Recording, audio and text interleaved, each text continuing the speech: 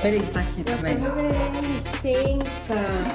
Você gosta de encontros assim, com amigas e... Gosto muito, muito. Eu acho que as relações de amizades são bálsamos, assim, sabe? Diários. Inclusive, às vezes, quando eu fico muito tempo sem encontrar as amigas, eu fico, tá faltando alguma coisa, tá faltando alguma coisa. É encontrar com as amigas. Nossa, e faz muita diferença. né? Tem uma amiga que eu gosto muito de sair e a gente fica fazendo tour gastronômico. Assim, amiga, vi esse restaurante, vamos? Aí a gente vai, aí prova o vinho, prova a entradinha, não sei o quê. Nossa, tour gastronômico é muito Eu a minha amo. praia. E eu nem sou taurina, tá? Pois é, você é geminiana. Sou geminiana, não sou taurina, mas eu amo fazer tour gastronômico. Amo. Geminiana com ascendente em escorpião. Mas a lua eu não descobri. Capricórnio. Mas como você soube disso? Tem aí na internet? Meu Deus! Tem tudo nessa internet. As pessoas sabem do meu ascendente. É ascendente em escorpião e lua em Capricórnio. Sou bem apaixonada por astrologia. E bem equilibrada também, né? É, eu acho. Eu achei. É a... Forte também. Forte. Tudo? Forte, intenso. O escorpião é intenso, traz muitas coisas positivas, mas também tem tudo no corpo, né? Sente. Quando ama, ama muito. Quando tem ranço, tem um ranço enorme. E guarda muita coisa pra si. É. Eu acho que o lado do escorpiano que eu mais percebo na minha personalidade é essa coisa de ser mais preservado, reservado, de não ser muito expansivo. O que é doido porque eu sou geminiana, então eu gosto muito de comunicar, de falar, trocar ideia. Mas eu também gosto do meu cantinho, de ficar na minha. A sua intimidade preservada. É, exatamente. Não só a intimidade, mas assim, sei lá, o meu filho, a minha relação familiar, tudo que é muito precioso pra mim, eu tento guardar só pra mim. E acho que o Capricórnio me traz a coisa da seriedade, da responsabilidade, da organização. O trabalho também. É, o trabalho. Né? Minha avó é escorpiana e é uma relação interessante. Eu sou apaixonada pela minha avó. Ela é uma pessoa incrível. Ela foi uma avó muito legal de, assim, de fazer bolinhos. Você ia, tinha sempre comidas e vó mesmo, assim, sabe? Comigo, as minhas primas, ela criou as minhas primas, então tem uma relação bem diferente, que é quase maternal. Mas comigo ela foi bem vó. Mas tem um lugar de inacessibilidade. Eu não consigo acessar ela, às vezes, em questões que para mim são importantes. E ela se fecha totalmente, não se abre. E a gente teve uma discussão recentemente por isso. Eu falei, não, você vai conversar comigo sim, eu quero falar sim. Mas isso, quando você percebe essa dificuldade, é mais numa questão sua de buscar as histórias familiares? Na busca ancestral, talvez, ou não? Porque aí também acessa coisas dela, né? Talvez por isso seja difícil. É, acho que também. Você tem isso também? Tem muito. Eu sou investigadora da família, eu pergunto tudo. Vó, e não sei o quê. Mãe, como é que foi isso? Aí, às vezes, eles conseguem falar um pouco mais. Eu digo, tá bom, Jéssica, tá perguntando demais, tá querendo saber demais. Mas desde criança, né, eu sou muito questionadora, muito curiosa, né? Eu acho que esse lado do geminiano, tudo eu queria entender, tudo eu queria saber o porquê. Minha mãe fala que tudo é, por quê? Por que isso? Mas por quê? Porque toda resposta te instiga para uma próxima pergunta. Sim. Eu sou assim desde que eu nasci. Então, com o tempo, acho que a minha família foi entendendo que eu era essa pessoa, que eu tinha esse ímpeto de querer entender. E é tudo na vida, por exemplo, não é comida. Num restaurante, eu como negócio, se eu acho muito gostoso, eu chamo o chefe para perguntar o que é. Por que ele botou esse tempero? Por quê? Vai fazer alguma diferença na minha vida? Nenhuma. Mas essa coisa da curiosidade... Não vou fazer. Vou reproduzir na minha casa? Não. Mas a curiosidade me movimenta muito. Ai, que delícia. Em tudo, absolutamente. É. Mas eu acho que pessoas curiosas... Eu sei, eu não me acho... Você é uma pessoa super inteligente, já ouvi várias entrevistas suas, você é culta e tal. Ai, meu Deus, sou culta. Eu acho, você não acha?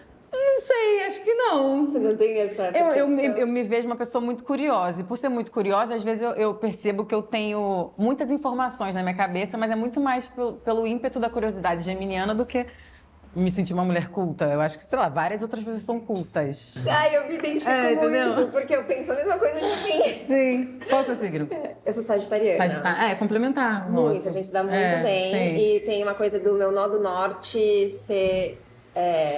Não sei, qual que é o nó do norte? É o que você vai chegar ou já foi? Não, é o que abre, né? É a abertura kármica. Então, o nó do sul que é o passado. O passado. Então, o nó do sul é gêmeos, o meu.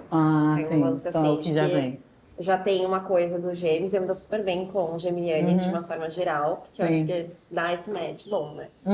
Mas, o que eu tava falando? Você tava falando de... Ai, meu Deus. Me perdi, tá vendo? Também me perdi, mas vamos achar. Os gêmeos, a gente De vai culta, você falou que De eu era culta, culta, inteligente, entrevista. Isso, Pronto. porque eu me sinto exatamente assim, eu sou curiosa, então eu sinto que se me jogarem em qualquer lugar eu vou conseguir falar alguma coisinha. Sim. Vai parecer que eu sou super Que você super entende daquele assunto. E eu guardo. A pessoa falou uma coisa aqui, uma especialista falou uma coisa que eu guardo. Na hora certa eu vou saber usar. E aí eu jogo e todo mundo fica, uau! Uau, ela sabe disso também. Mas eu só sou curiosa. Sim. Zero culta. Mas será que isso não faz a gente um pouco culta?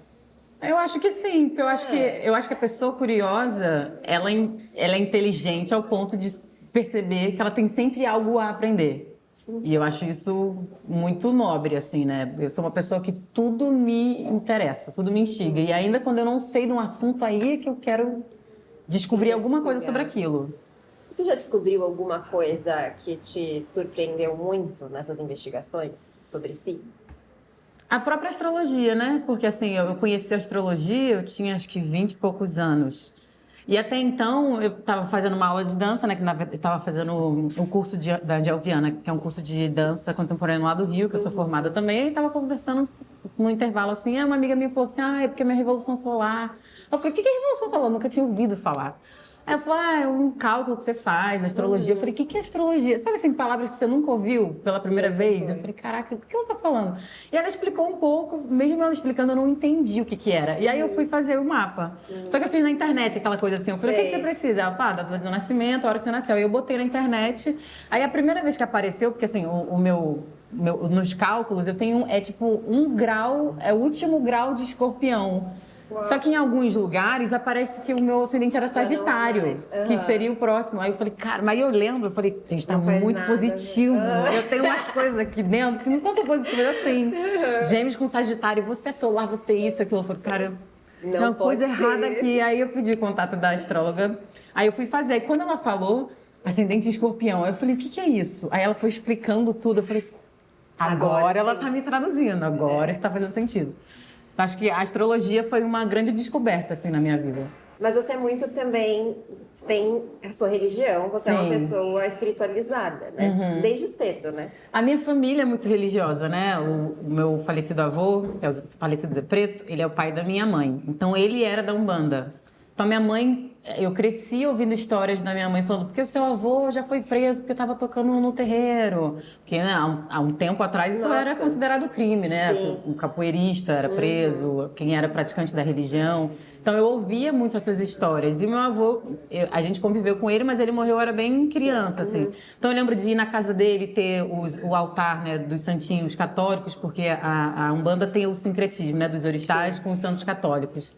Então isso era algo muito comum já. Minha mãe também é iniciada na Umbanda, então a gente ia nas festas de Herê, de Cosme e Damião, pegar doce. Então era algo muito natural, assim. E aí quando eu cresci, fui ficando mais velha, nesse mesmo curso de dança, tinha algumas amigas que frequentavam outros tipos de religião e a gente trocava muito, né? Acho que o ambiente artístico tem um pouco dessa abertura de você querer entender mais o outro, querer entender as possibilidades. E aí uma amiga hoje, né? Mas na época ela era minha professora, ela falou, vai ter uma saída de Iaô. Mesma coisa, palavra que eu nunca tinha ouvido. Eu falei, Iaô? O que é Iaô? Ela falou, é um iniciado do candomblé. Eu falei, candomblé? O que é candomblé? Aí lá fui eu, a Jéssica curiosa. Aí eu fui pela primeira vez numa festa, era uma saída de Iaô, de uma irmã de santo que era de Yansan. E aí eu fui, só que diferente da Umbanda, as cantigas são todas em Yorubá. É muito diferente a estrutura, embora sejam duas religiões de matriz africana, né, que bebe dessa fonte, são religiões muito distintas, assim. E aí eu fui, não entendia uma palavra do que estava sendo cantado, mas eu me emocionei em vários momentos, assim. Eu falei, caraca, alguma coisa me chamou, assim, naquele ambiente, naquele terreiro, naquela troca.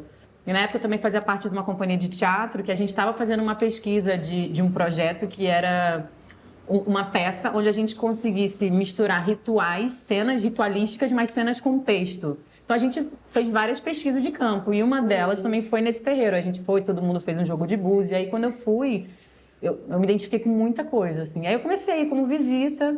ia numa festa, ia em outra, e de repente estava eu lá, falando, caraca, acho que o meu caminho é por aqui. E não era algo necessariamente novo, porque já tinha essa referência familiar, só que um caminho diferente por ser do candomblé, né? Sim.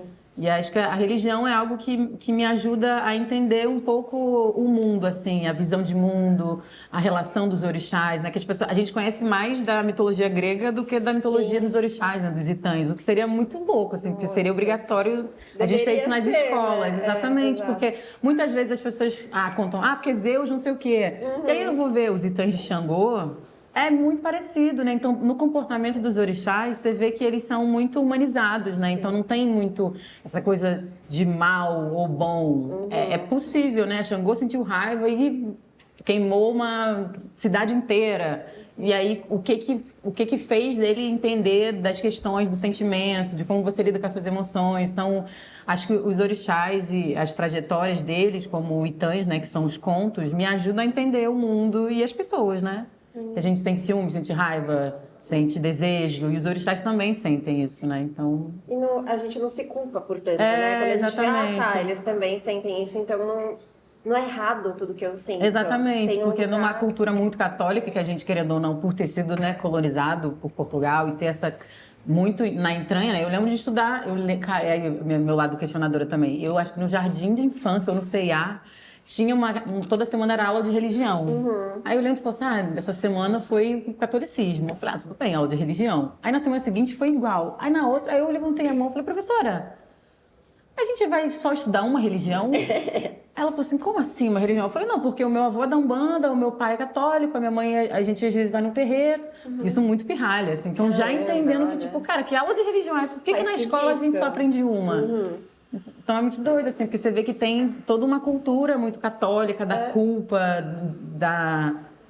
da manipulação mesmo dos sentimentos, de você sentir que você é diferente de Deus, ou que Deus está longe. E no terreiro de candomblé, o orixá, que é o nosso Deus, né, os deuses que a gente cultua, eles estão ali fisicamente, abraçam a gente e dá bronca quando é preciso e também dá carinho quando é necessário. Então é uma visão de mundo, acho que me ajuda a entender muita coisa, assim. E você é filha de Oxum? Eu sou filha de Oxum com Yansan. Nossa! Eu sou danada. Danada. E o que você aprendeu primeiro com Oxum, assim? O que Oxum te trouxe? Oxum me ensina muitas coisas diariamente, assim. Mas tem algo, inclusive, que se fala muito das filhas de Oxum e que eu preciso discordar um pouco por partes. Justamente porque tem um Itã que fala sobre Oxum tá sempre se olhando no espelho, né? Obrigada.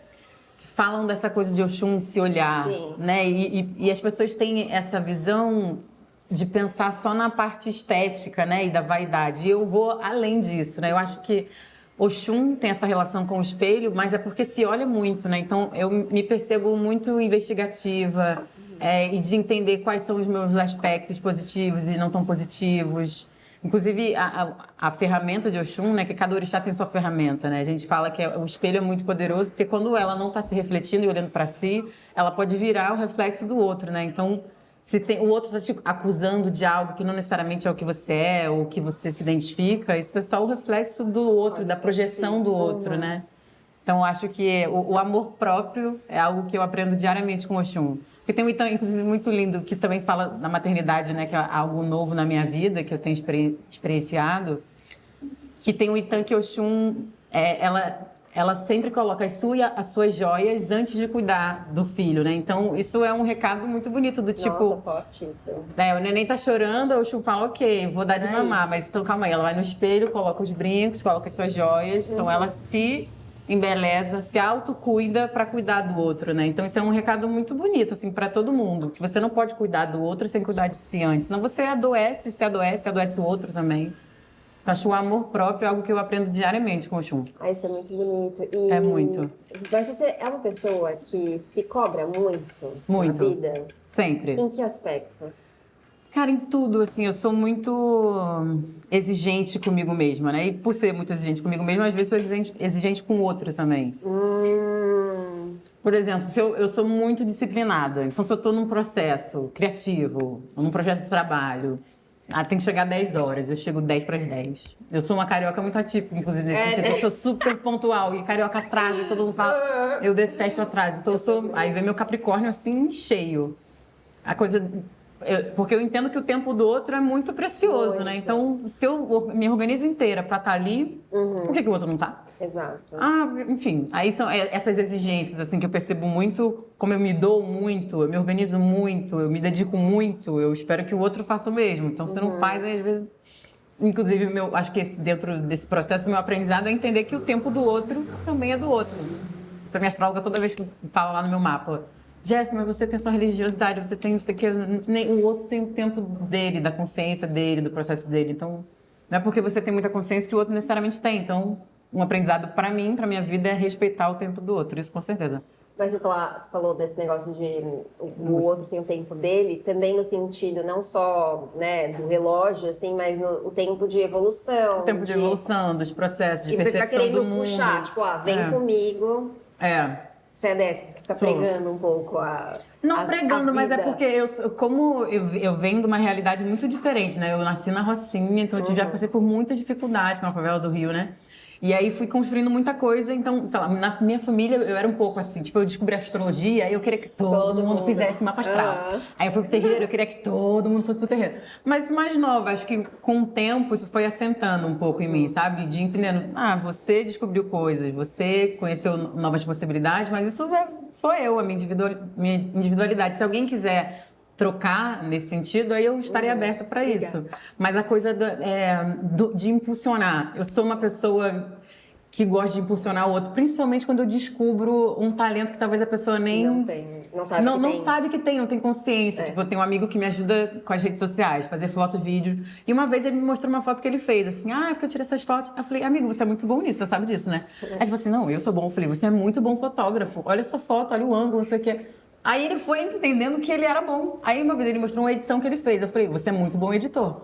Ele falou, nossa, eu sou bom editor. Aí eu começo não, você tem que editar, você tem que... Entendeu? Porque eu tenho um olhar meio... Como eu sou muito observadora também, consigo sacar, assim, um pouco onde a pessoa tem a chance de brilhar, a chance de investir naquele lugar e que às vezes nem tem essa consciência. Mas isso também pode ser um pouco invasivo, né? Então, eu fico nessa conta, tipo, até onde você instiga o outro... E até onde eu estou passando do ponto de estar atravessando um processo que talvez seja da própria descoberta, né, do outro.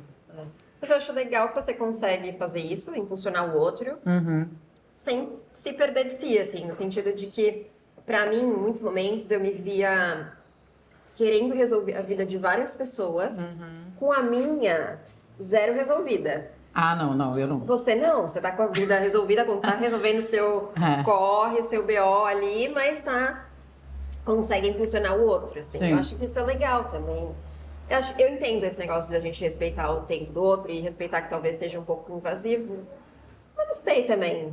Eu gostaria que tivesse... Mas é porque eu já fui muito mais. Muito mais, tá. É que agora eu tô na autoridade, tenho um bebê, aí tem outras coisas que demandam mais a minha energia, a minha atenção. Mas antes, meu Deus do céu. Porque eu fico pensando que eu gostaria de ter uma Jéssica Ellen falando pra mim assim... Vamos lá, olha Vamos, aqui. linda, bora! Né? Você consegue, tem que fazer isso e isso. Mas acho que é o Sagitário que quer muito, mas ele é pouco estruturado, né?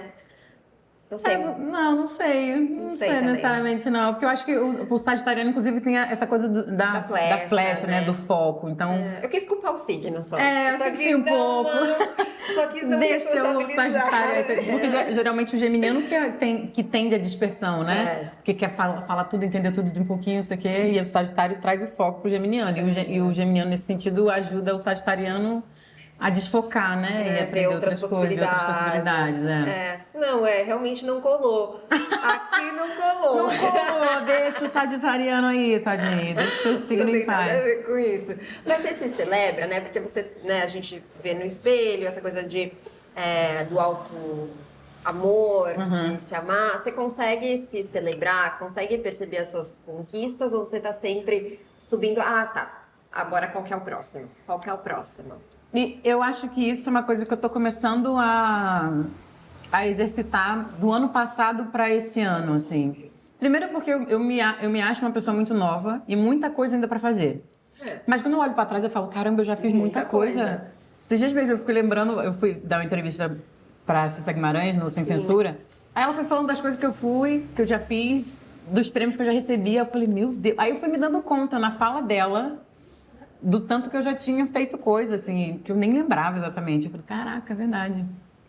Ao mesmo tempo, aí esse ano eu tô começando assim, caramba, não é, pô, já plantei bastante coisinha, já tô colhendo outras. Mas também por ser uma pessoa que eu sempre acho que eu tenho coisa pra aprender. Então, assim, a pessoa elogiou muito uma cena minha, uma cena viralizou. Eu falo, ah, legal. Mas eu vejo que nem podia ser um pouquinho. Ela falou, não, mas tudo bem, Jéssica, na próxima a gente.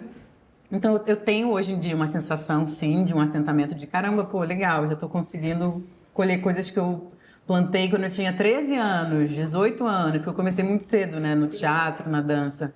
Mas, ao mesmo tempo, eu acho que eu tenho muita coisa ainda para aprender. Muita. E experimentar novas, dentro da minha área, né? Assim, personagens que eu ainda não fiz, me desafiar em novos personagens e novas linguagens até. Eu tava vendo que você nasceu no mesmo ano que eu, 92. 92, sim.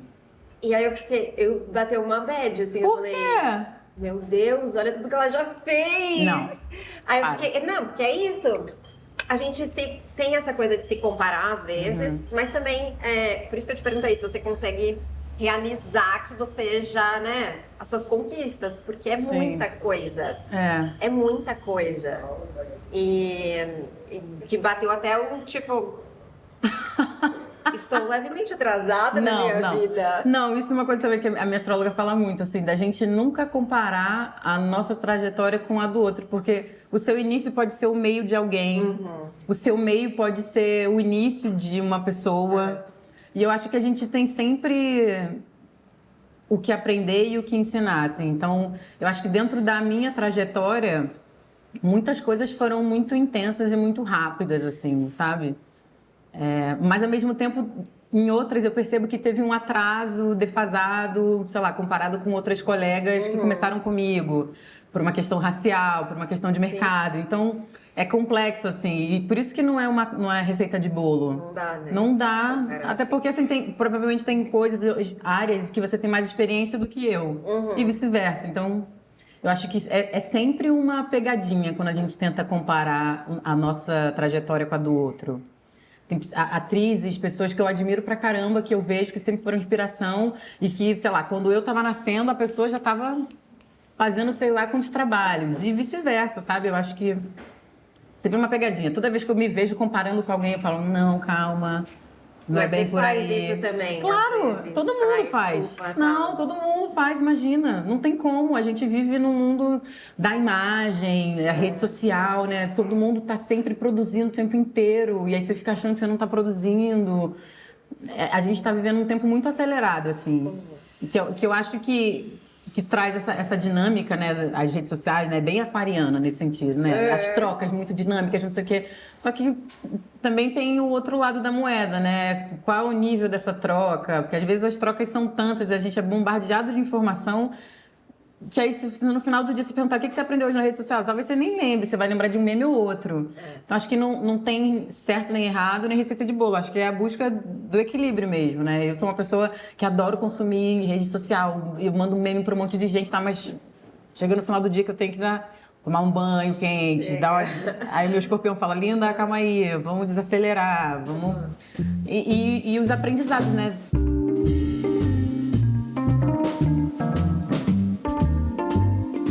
O que mais que te deixa de mau humor? Você não parece uma pessoa de mau humor. O quê? É porque eu tô dando entrevista aqui pra vocês, tô sendo muito simpática. Mas você é muito simpática. Não, mas, cara, tem umas coisas que me atravessam muito, assim. Tem duas coisas que minha mãe também me zoa muito em relação a isso. Ela fala assim, já é insuportável se eu não comer e se eu não dormir. Ai, dormir é bom, né? Essa coisa de ser geminiana, um fluxo de pensamento é tão grande que, tipo assim, se eu não dormir... Primeiro que eu não consigo raciocinar, aí eu fico grosseira, não consigo dialogar, é muito ruim. E a fome me traz uma raiva, assim, uma irritabilidade. Então, se eu não comer e não dormir, eu não sou uma boa companhia. Não eu sou. acho que eu também não. Nossa, eu não sou mesmo. É feio. Não me orgulho, inclusive. Bem Eu ruimzinho. também não, mas eu também me perdoo. Porque, sabe? Mas dá pra fazer uns estragos. Ai, eu já fez.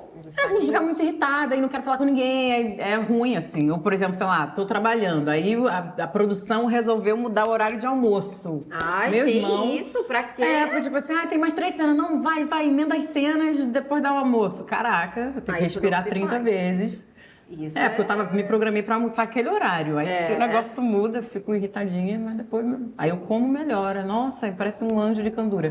A Júlia, minha namorada, ela fala que dá pra ver na minha cara, voltando a alma pro corpo, assim. Eu sou bem assim, pô. Eu sou bem assim. E nem taurina eu sou. Eu tenho touro na casa 7, que é tipo assim, outra não tem nem nada a ver com a coisa da comida. Não tem. Mas eu fico bem irritada, assim. Então...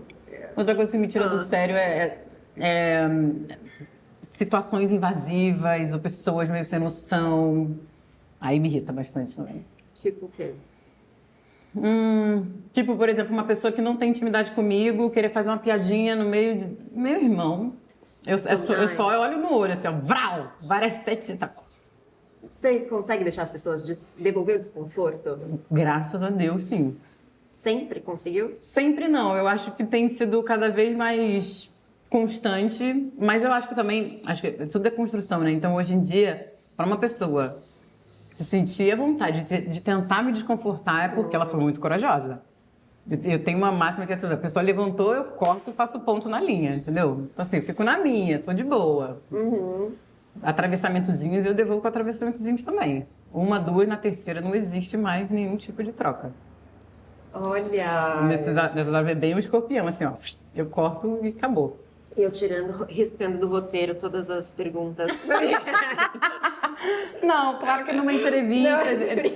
Não, mas é isso assim, sei lá, e principalmente porque numa entrevista a gente vem preparado para conversar sobre muitos assuntos, tá tudo certo? Eu digo mais assim, sei lá, num ambiente, numa festa. Estamos numa festa descontraída, a pessoa faz uma pergunta, uma pessoa que mal me conhece, faz uma pergunta vai tomar uma respostinha na frente de todo mundo, sim.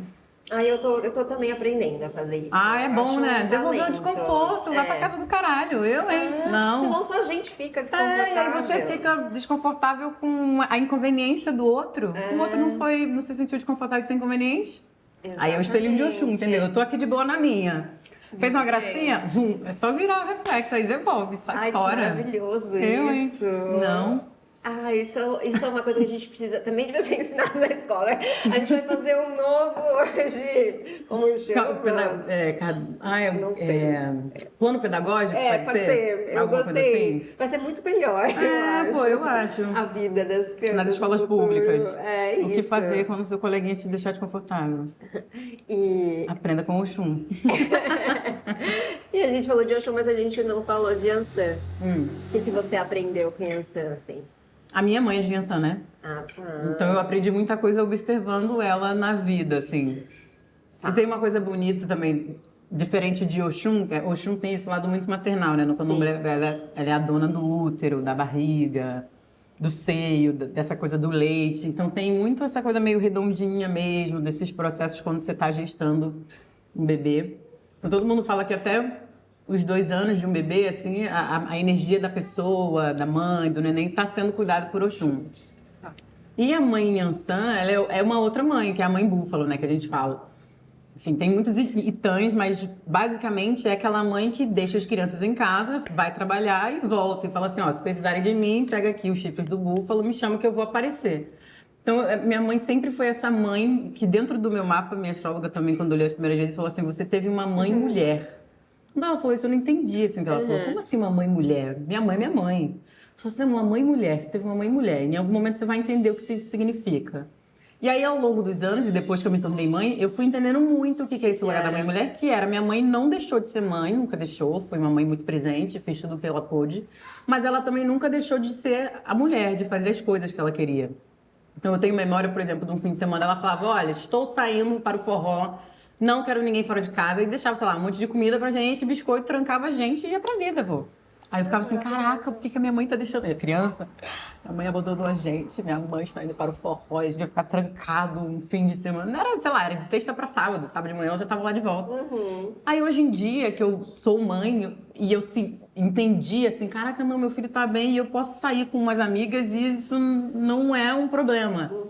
Então foi importante ter tido uma mãe mulher, e eu acho que Yansan tem essa energia né? Inhansan foi a mãe dos 9 filhos, né? Que a gente, dentro dos muitos itãs. Então é essa mãe que ela é maternal, mas é a mãe que vai para o mundo. É a mãe que fala, bora, tem que ir, vamos, se precisar eu tô aqui, mas vai viver também. É a mãe talvez um pouco mais sagitariana, que vai deixando a criança ir vivendo, entendendo e também se dando os limites, se entendendo como mulher antes de ser mãe, porque Oxum tem um pouco mais dessa fusão do bebê, dessa simbiosidade que é natural e que é importante, né? Quando você tem um filho, até os 6 meses você não sabe quem é você, quem é o neném, é tudo uma grande nem o neném sabe, fusão, também, exatamente. Então eu tenho muitas, essas duas energias me equilibram muito, é impressionante, assim, porque eu sou muito maternal, assim, mas também quando eu vou, aí também volto, eu volto. Mas isso também, parece libertador, né?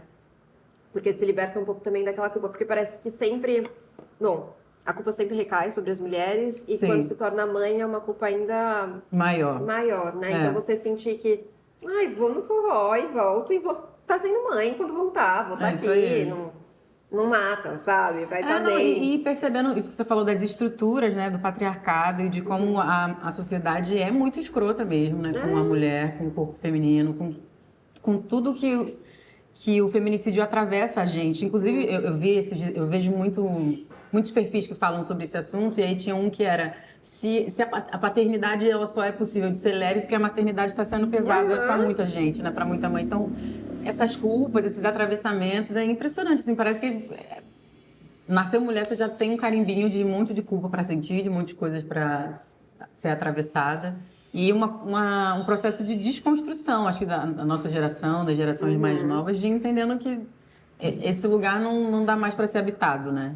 E se desfazendo disso, porque os pensamentos, os atravessamentos de culpa, eles virão. A gente não está imune disso, né? Você se sente culpada em algum momento? Às vezes, sim. É mais raro, assim, claro, porque eu acho que eu tenho, além de ter muita rede de apoio, né, das famílias, da minha família principalmente, das mulheres da minha família, no cuidado com o meu filho. E aí, quando vem, eu acho que é muito mais desse inconsciente coletivo, e Jung tá aí para explicar, do que necessariamente o que eu sinto. Porque quando vem, eu falo assim, não, mas calma aí, não nasci herdeira, tô trabalhando, inclusive para dar o melhor pro meu filho, então, tipo... Às vezes eu tô longe dele, tô em São Paulo, morando aqui por conta do espetáculo, e é um espetáculo que fala sobre maternidade. Sim. Então, assim, não, tá tudo bem, a culpa vem, mas eu acho que é mais num lugar, às vezes, de saudade, de estar longe, do que, tipo, ai, meu Deus, eu não deveria estar fazendo isso. Não, porque aí eu venho assim, não sou herdeira, não tenho dinheiro, minha família não é rica, e eu tenho um bebê que eu tenho que dar conta, que eu tenho que pagar escola, um monte de coisa, que é caro ter um filho. Sim, é muito caro.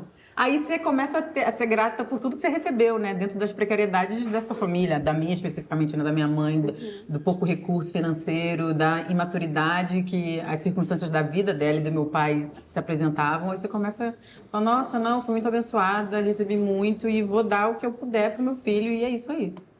Mas vem, a culpa vem. Aí você fala, sai daqui, tchau, culpa. Aí eu viro o espelhinho da culpa e falo, vai embora. Você parece muito bem resolvida. Tipo, muito Muita bem terapia, resolvida. né, amor? É terapia?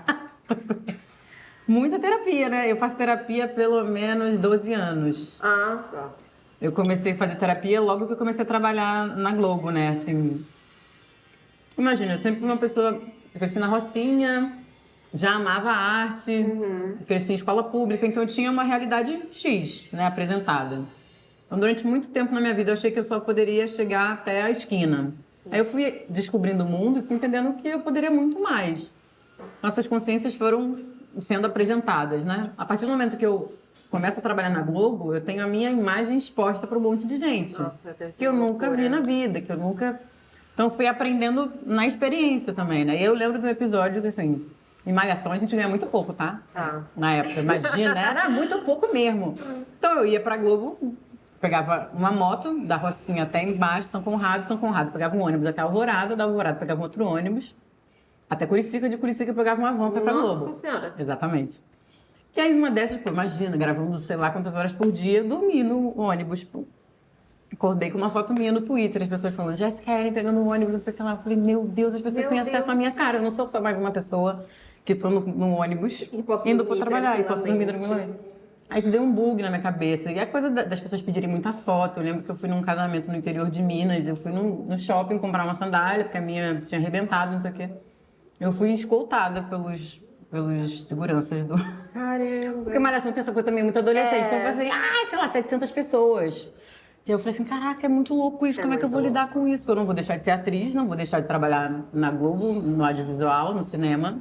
Como lidar com essas energias? Então, em 2012 eu comecei a fazer terapia e nunca mais parei.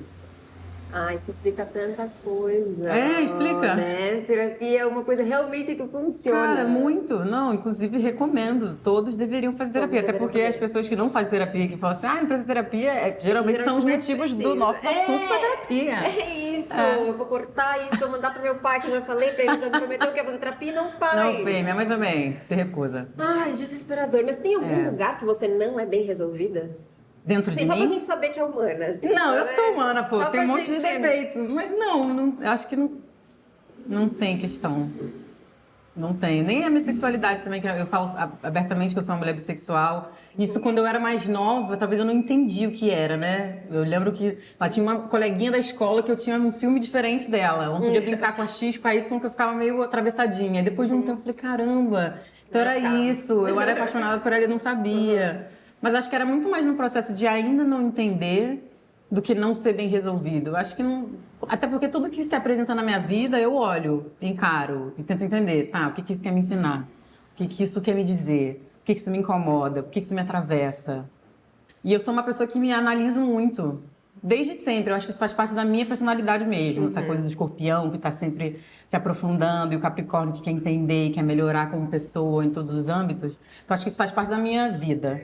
Aí, essa questão da exposição fez com que eu me cuidasse mais. Fui para terapia, para entender. Aí, a religiosidade me traz uma visão de mundo. Então, eu estou sempre me analisando, percebendo as coisas, entendendo. Então, é claro que eu tenho muitos atravessamentos, tenho muitos defeitos, tem coisas que me atravessam e eu fico...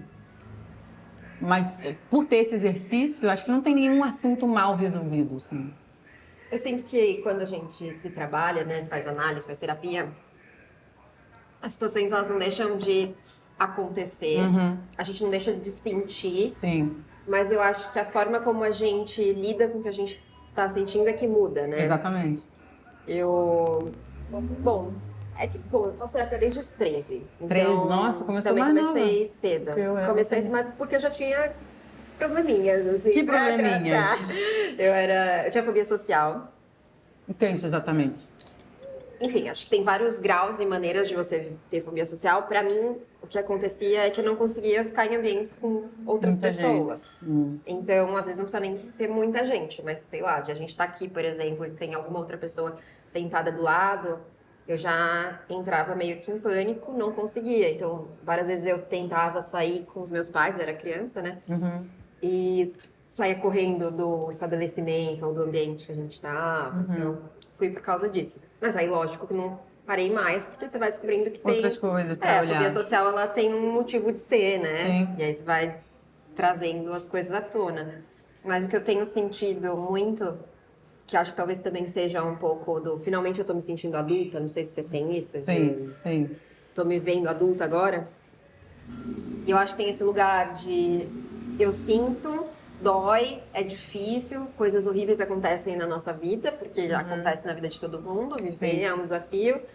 Mas eu já tô conseguindo atravessar com uma sabedoria, sabe? Sim. Alguma coisa. Parece uma sabedoria, eu acho que deve ser. Daqui uns anos eu vou olhar pra trás e vou falar, ai, tadinha, sabia Mas era a nada. sabedoria daquele momento Mas a também, sabedoria, cara. exato. E a maturidade que a gente tinha Que é em cada capaz. situação. É. Às vezes eu tenho um pouco disso também, de ficar olhando pra trás e falar, ai, caraca, por que eu não dei aquela resposta pra aquela pessoa naquela... Eu falei, porque naquela época, aquela Jéssica não seria capaz de dar aquela resposta. Hoje a Jéssica de 33 vai dar a resposta XY, entendeu? É isso que você falou, eu não tenho essa fobia social, mas eu percebo, eu tenho uma sensibilidade muito grande, né? Muito grande. E eu acho que com o tempo eu fui entendendo até essa minha necessidade de ser mais na minha, de ser mais reservada, justamente para em algum lugar preservar a minha saúde mental, a minha sensibilidade, porque eu sou muito sensível. Você falou isso do exemplo da cadeira. Eu tenho, por exemplo, uma sensibilidade auditiva muito grande, muito grande. Se eu estou conversando aqui com você, eu estou ouvindo um carro que está passando lá na esquina, aí eu tenho que dar uma concentrada Pra Pra fechar estar aqui o foco contigo, aqui, né? pra fechar o foco. E isso durante muito tempo era tipo, caraca, por que que eu sou assim? Ai, por que que eu tô ouvindo tanto? Ai, por que eu tô sentindo? Eu sou uma pessoa muito sensível, então tem essa, aí tem essa sensibilidade, aí que intensifica na parte religiosa, espiritual. Então, às vezes eu tenho uns sonhos, aí passa 2, 3 dias eu vejo as coisas acontecendo, como num sonho. Eu falo, meu Deus.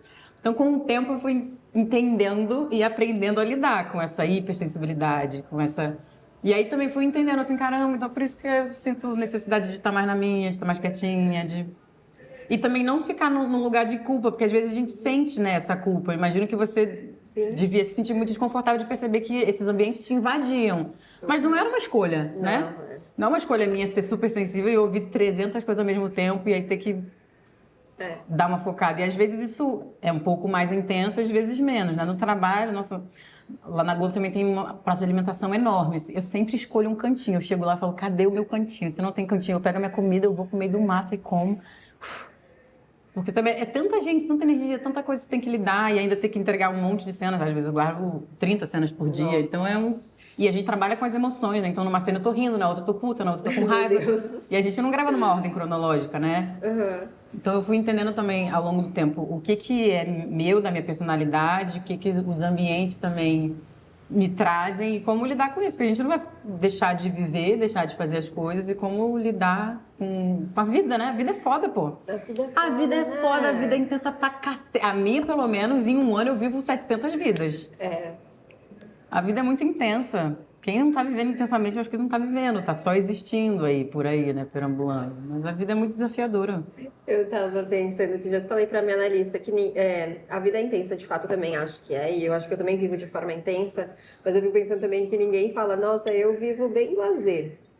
Eu... Bem o quê? Bem lazer. Lazer. Eu sou bem... Ah, superficialzinha. Mas eu acho que é por isso, porque eu acho que a vida bem vivida é essa vida que a gente tá vivendo no todo, né? Com tudo que ela tem pra oferecer. Sim, E de coração aberto, sim. ver no que vai dar, né?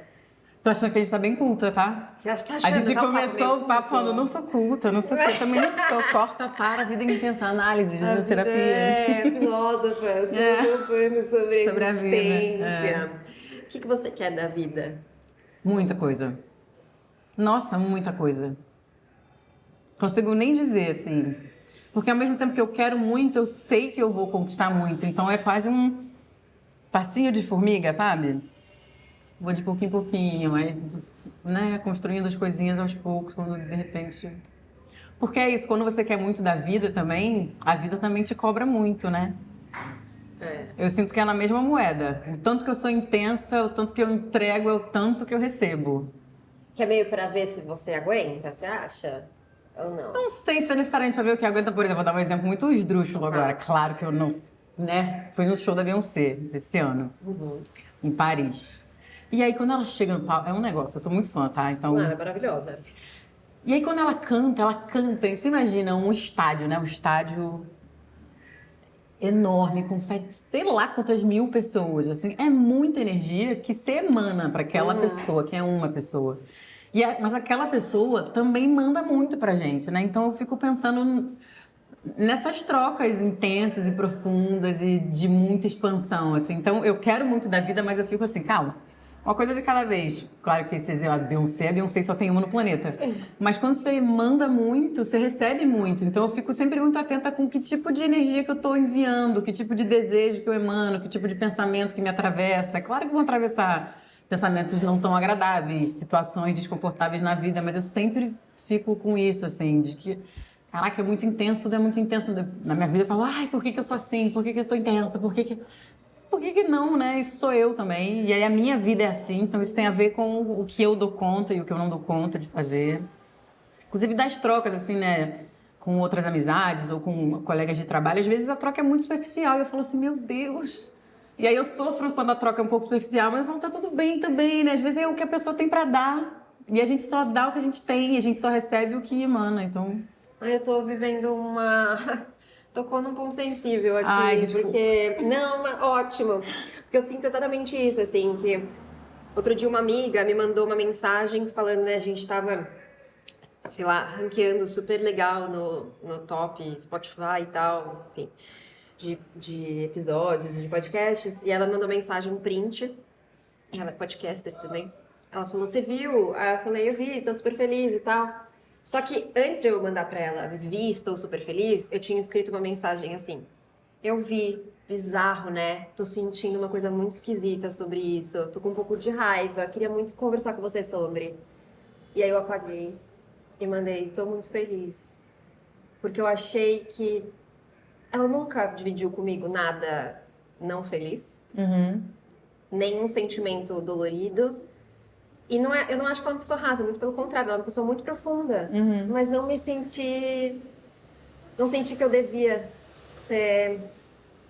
falar de verdade o que eu tava sentindo, que era uma angústia, que era um desespero, que era um pouco de raiva sobre como as coisas funcionam, sobre esse sistema que funciona de um jeito que eu não concordo e que eu me sinto constantemente batalhando contra ele e ao mesmo tempo desejando que ele passe a mão nas minhas costas. Sim. Então, que louco, né? Louco. Louco e complexo. Porque a vida é, porque é isso. Eu entendo tudo que você fala dessas...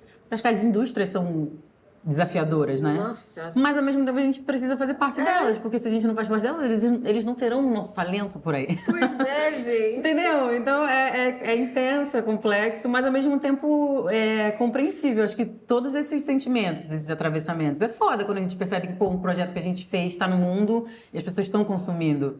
Mas ao mesmo tempo não significa que a gente não tenha questões com esses ambientes, com essas coisas. E é também entender em que momento e com quem compartilhar as angústias, as questões, porque elas sempre vão existir. Elas não vão deixar de existir. Mas eu sinto isso mesmo, dessa coisa que você falou da amizade, de eu quero que elas não sejam superficiais, mas ao mesmo tempo eu me censuro às vezes de fazer com que elas não sejam superficiais, né? Sim. Porque dizer a verdade sobre como eu estava sentindo era dar uma chance para essa amizade se aprofundar, né? Sim. Mas aí eu me tolhi na hora, falei, não, feliz, legal. É porque a verdade, ela é muito poderosa, mas ela assusta, né, um pouco. As pessoas têm dificuldade de falar a verdade, de ouvir a verdade. Porque aí, não, uma mentirinha aqui. Aí você dá uma maquiadinha. Mas a verdade não tem... Quando você fala a verdade, não tem contra-argumento, não tem nada. E ela é muito libertadora. Muito. Não é fácil, mas é libertadora. Isso em tudo, né? Em todos os âmbitos, todas as situações. Qual é o lugar da sua vida que você acha que você é mais você? Você é dançarina, você é cantora, você é atriz, você é mãe, você é mulher, você... Enfim, qual lugar da sua vida que você sente que você é mais você? De verdade, assim, sem essa mensagenzinha, ai, tô feliz. Eu acho que na minha família. Na casa da minha avó, num churrasco de domingo. Aí eu sou muito eu. Muito eu, porque aí eu não tenho que ser um pouco mais simpática com uma pessoa X ou Y do meu trabalho. Eu não tenho que ter um comportamento esperado nos ambientes, né, religiosos, dessas configurações, porque todas as organizações esperam algo de você e você se coloca de uma forma, né? Então, você vê e é visto. Sim. Acho que na minha família eu não tenho muito esse filtro, assim. O que é bom, porque demonstra que o meu ambiente familiar me deixa ser eu. Embora ser eu foi, durante um tempo, algo esquisito, né? Imaginar, quem é essa menina que questiona tudo toda hora, o tempo inteiro? Mas ali eu consigo também só receber o afeto, só estar, não questionar tanto, porque já entendi também o processo de cada um em algum lugar. E acho que também nas relações afetivas, quando eu estou em relação, e também com duas pessoas especificamente, né? Que é a minha prima e minha irmã, que a gente tem um grupo, né? Que é a minha prima que tem só 3 meses de diferença. Então, a gente é como se fosse irmãs, tipo, criadas juntas. Então, ali eu consigo só ser muito eu. E com uma amiga também, que é amiga da escola, assim.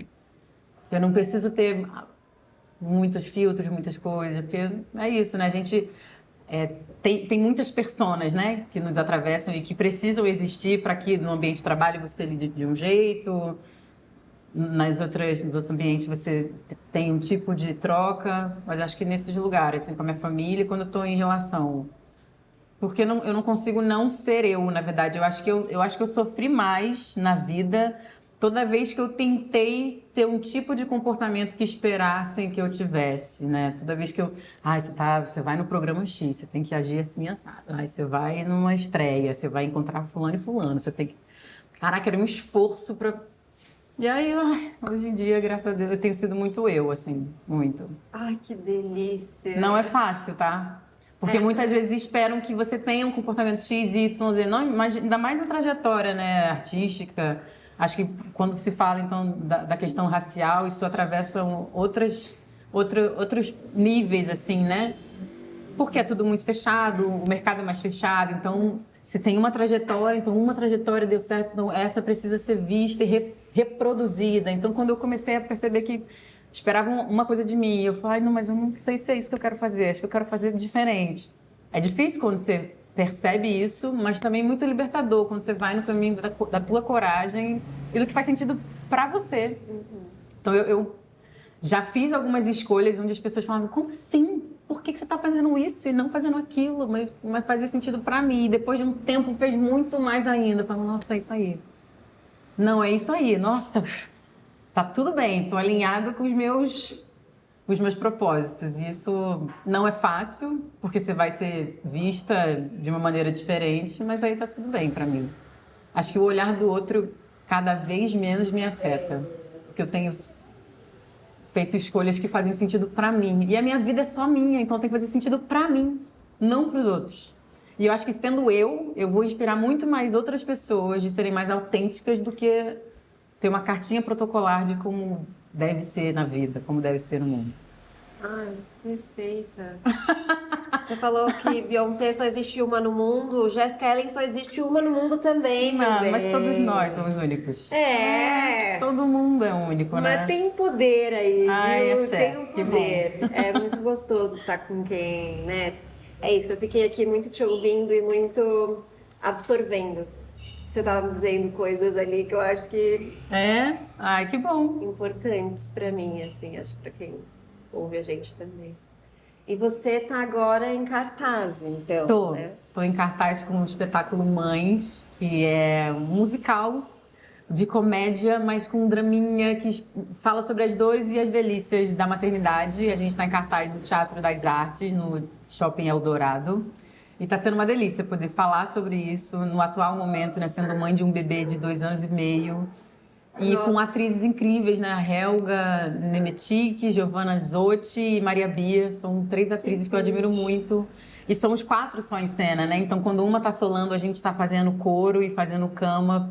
As cenas são super lindas, super divertidas. Ah, eu quero muito assistir. Por favor, você vai. Eu vou levar minha irmã. Leva sua mãe, Minha sua irmã, sua família, sua avó. Exato, vão todas se identificar muito. Sim. Minha irmã que tá vivendo esse momento também de maternidade. Sim. Vai se identificar demais. Não, e o espetáculo ele é muito generoso porque quem não é mãe Também, é filho. é. Quem não pariu foi Se parido. vê. Então, assim, o espetáculo abraça todo mundo. Eu vi né? você cantando um trechinho no programa com a... Sem censura? Isso, da sem Cissa. censura, Aham, da Cissa. aham. Eu achei o máximo das Não, é uma comprinhas, gracinha. eu amei, É. muito O bom. espetáculo é muito fofo, vale a pena ver mesmo. Bom, e agora você que tá aqui em São Paulo por uns tempos... Sim, estou. Vou te chamar pra dar um rolê comigo agora. Vamos. Vamos? Vambora. Então, por aqui, vamos. Vamos continuar esse papo. E aí? Foi ótimo.